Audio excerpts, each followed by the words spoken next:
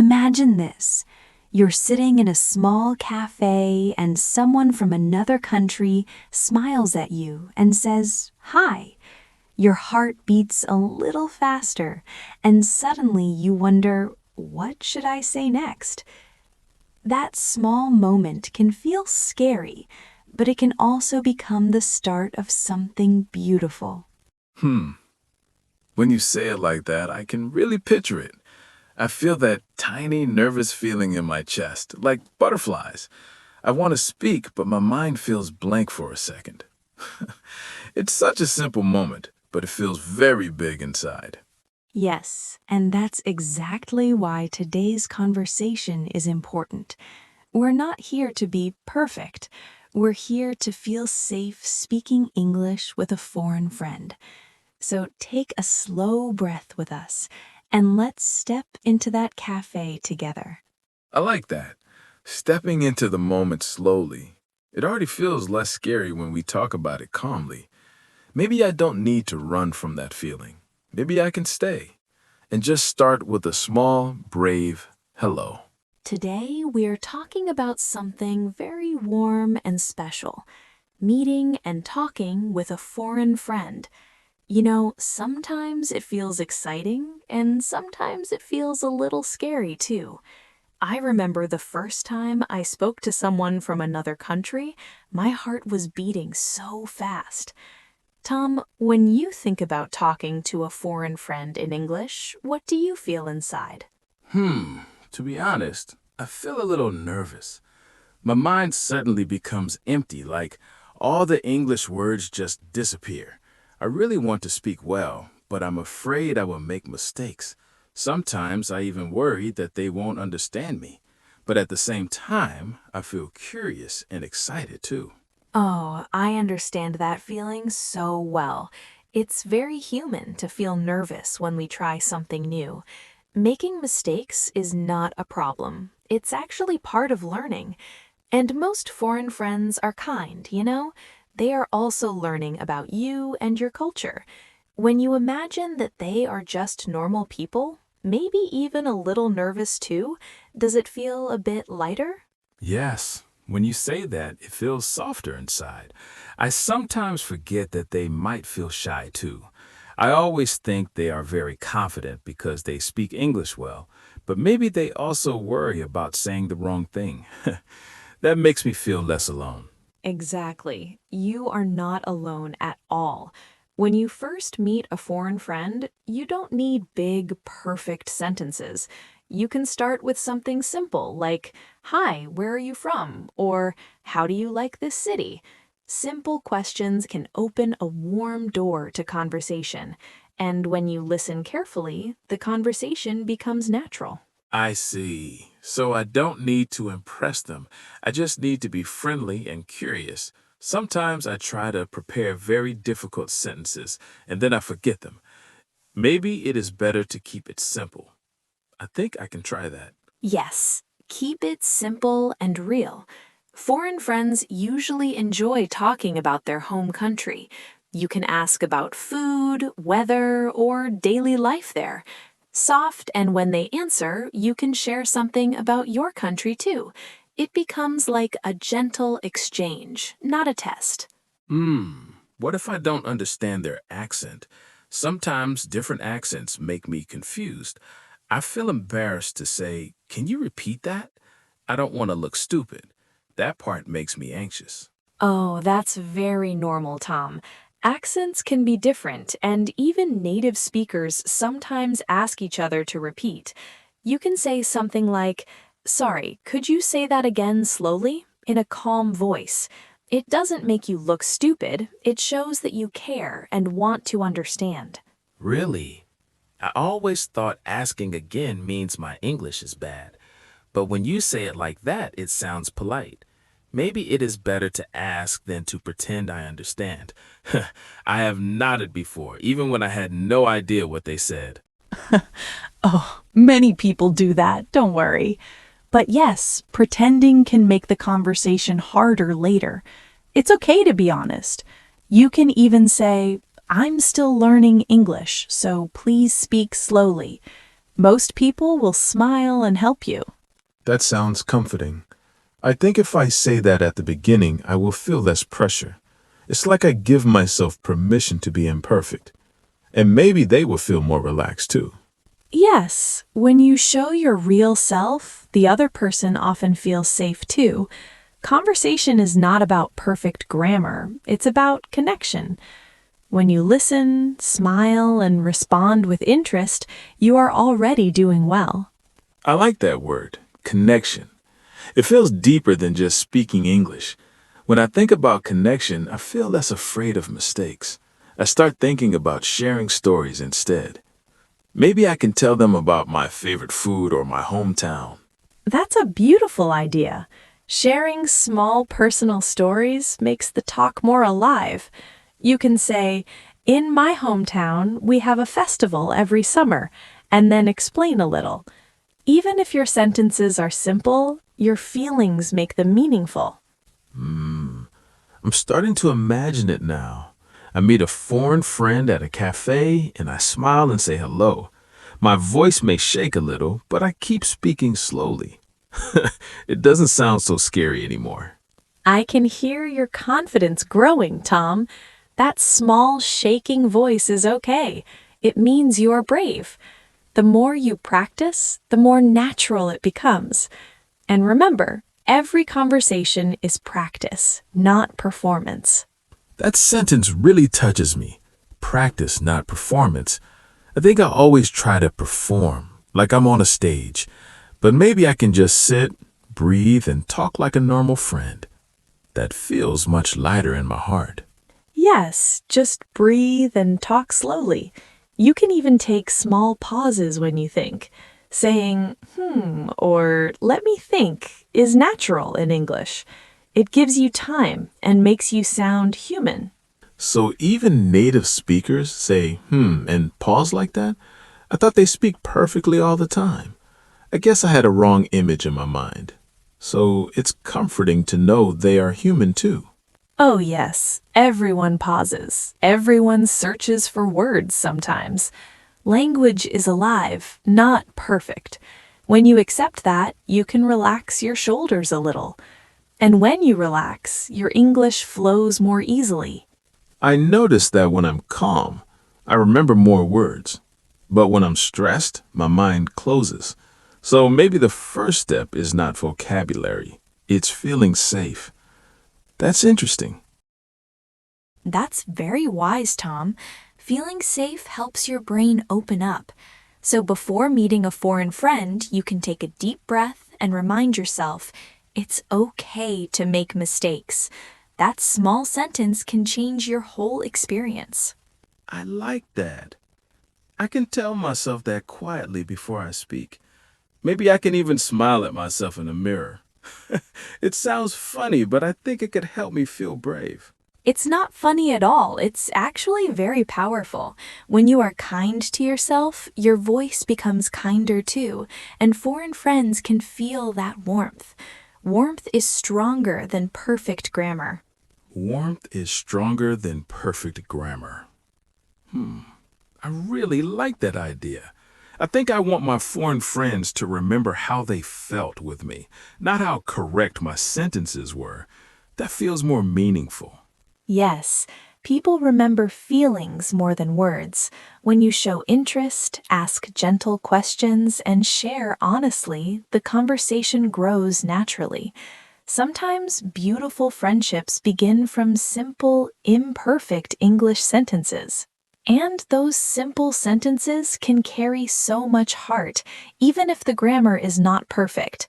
You know, sometimes when we speak slowly and honestly, the other person listens more carefully. It becomes less about language and more about feeling understood. Tom, can you imagine a moment when a foreign friend smiles because they truly understand you? Yes, I can imagine that. Maybe I tell them about my childhood, like how I used to ride my bike in the evening near my house. My English may be simple, but I describe the sky, the warm air, and how free I felt. If they smile and say, "That sounds beautiful," I think my heart would feel very full. Oh, that image feels so peaceful. And when they share their own childhood story, you can listen with the same care. You can nod, look into their eyes, and say, "That must have been special for you." Even small sentences like that show deep understanding. I think listening is something I can do well. Sometimes I worry too much about speaking, and I forget that listening is also important. If I really listen, maybe I won't feel so much pressure to talk all the time. It feels calmer when I think like that.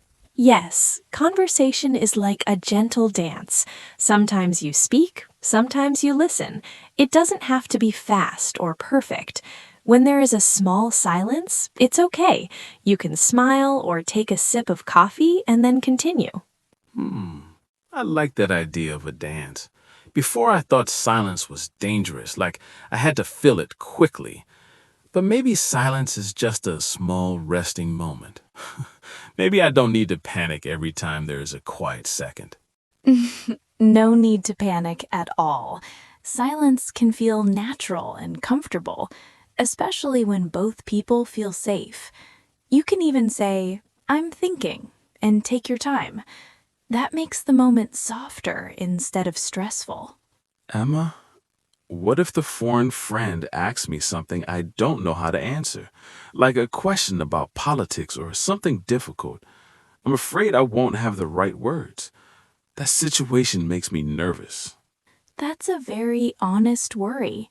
If the topic feels difficult, you can say, "That's an interesting question. I'm not sure how to explain it in English."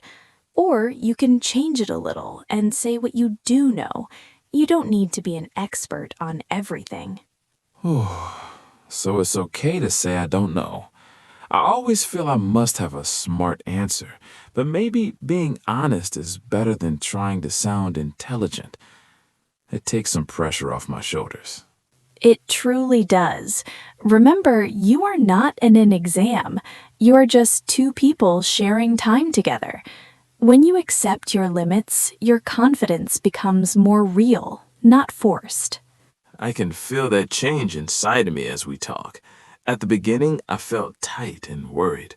Now I feel more open, like I can breathe deeper.